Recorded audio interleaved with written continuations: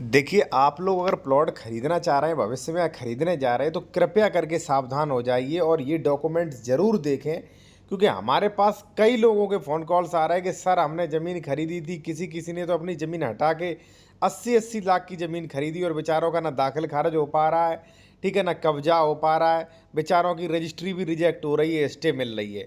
तो ऐसा आपके साथ ना हो तो कृपया करके ये सुन लीजिए साथियों, क्योंकि बाद में आपको कुछ भी दिखाई नहीं देगा। जो भी लोग मेरे पास आते हैं कहते हैं कि सर क्या करूं, आपका नंबर नहीं था, अगर खरीदने से पहले मैं जान जाऊं, आप मिल जाओ तो शायद मेरा 80 लाख बच जाता, लेकिन फिर कहने से कुछ नहीं होता है।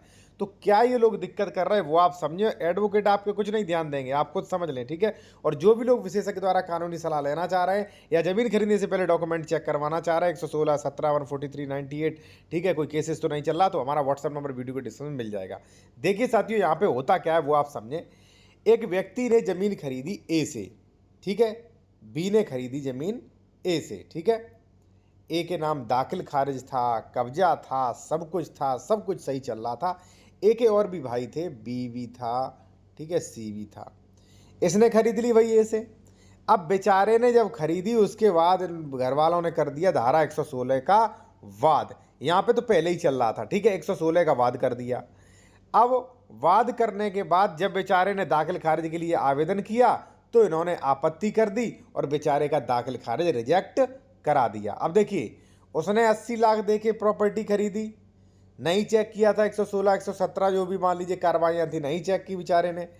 अब हालांकि उसकी प्रॉपर्टी सही थी, लेकिन ये चेक करना चाहिए था, नहीं किया बेचारे ने। अब वो फंस गया, उसने खरीद ली। खरीदने के बाद उसकी अदम पैरवी पर जो है पत्रावली खारिज करा दी भाई, खारिज भी करवा दिया अदम पैरवी भाई, उसका दाखिल खारिज नहीं हुआ। 14/3 को देख सकते हैं।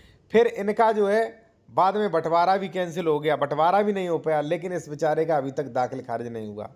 न साथियों इनका जो है यहाँ पे कोई कब्जा है, क्योंकि भाई स्टे लगा रहा पहले, और कब्जा लेने जाओ तो परिवार वाले विवाद कर रहे हैं। यही नहीं, यहाँ पे देखिए साथियों, यहाँ पे दूसरा मैटर है कि प्रस्तुत पत्रावली वादीगढ़ के अधिवक्ता को स्थगन प्रार्थना पत्र सुना गया और आदेश हुआ कि अग्रिम आदेशों तक उभय पक्षों को मौके पर यथास्थिति और क्रय विक्रय रोकने को बाधित किया जाता है। अब देखिए, मान लीजिए आपने ये जमीन खरीदी, खसरा संख्या है 46 मान लीजिए, ठीक है।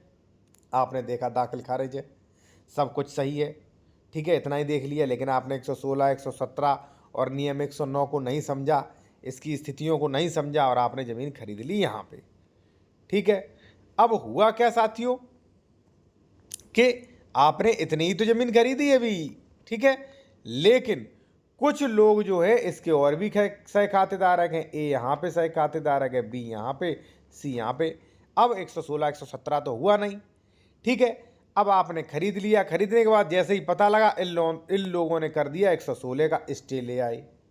स्टे मिल जाएगा आसानी से, क्योंकि फाट डिक्लेयर नहीं है इसमें ऐसी ज़मीनों में, स्टे मिल गया। अब यथास्थिति का मतलब है न तो आपको ये कब्जा करने देंगे, ना आपको दाखिल खारिज करने देंगे, तो आप तो बुरा फंस गए। तो जो भी ज़मीन खरीद रहे हैं भाई साहब, आप ये भी चेक करो 116 है, 117 है, 30(2) है, इसकी भी सिचुएशन समझने की कोशिश करें आपके वकील, ठीक है। ऐसा तो नहीं पता चले मैंने खरीद लिया, वहाँ पे सह खातेदारक विवाद करें, हमें कब्जा ही ना लेने दें, पता चले स्टे ही ले आए, पता चले हमारा दाखिल खारिज ही नहीं होने दें, पता चले हमने तो पूरी ज़िंदगी की कमाई लगा दी है। तो भाई साहब ऐसा ध्यान रखिए, आप 10 बार सोचिए, ठीक है। और मैं कहूँगा जो भी लोग विशेषज्ञ द्वारा कंसल्टेशन करना चाह रहे हैं या अपना डॉक्यूमेंट चेक कराना चाह रहे हैं, व्हाट्सएप नंबर हमारा वीडियो के डिस्क्रिप्शन में मिल जाएगा। और साथियों, अगर आप कानून की जानकारी लेना चाहते हैं, ठीक है, बेहतर कानून की जानकारी, जूनियर एडवोकेट है, तो आप ये कोर्ट ड्राफ्टिंग नियम कोर्स ई बुक ले लीजिए। इसमें कई चीज़ें मिल जाती हैं, व्हाट्सएप नंबर हमारा ये दिया गया है, स्क्रीनशॉट ले लो। कई जैसे स्टे एप्लीकेशन कैसे देना, आदेश स्थगन कैसे कराना, दाखिल खारिज रुकवाने, दाखिल खारिज कैंसिलेशन, दाखिल खारिज रेस्टोरेशन, रजिस्ट्री कैंसिलेशन, ठीक है, रजिस्ट्री करवाने के नियम, कब्जा बेदखली, सरकारी नियम से बेदखली, जमीन बंटवारा, सीमांकन संशोधन, कब्जादारी की बेदखली, ठीक है, कैविएट सूट फॉर डिक्लेरेशन, ठीक है, कौन सा केस किस में चलेगा, मकान बंटवारा, वसीयत पर भरण पोषण, ठीक है। और यहाँ पे 145 का नोटिस, तितिम्मा, सेल डीड वगैरह, सेल एग्रीमेंट वगैरह, सारी जानकारी इसमें मिलेगी, भर भर के आपको जानकारी मिलेगी।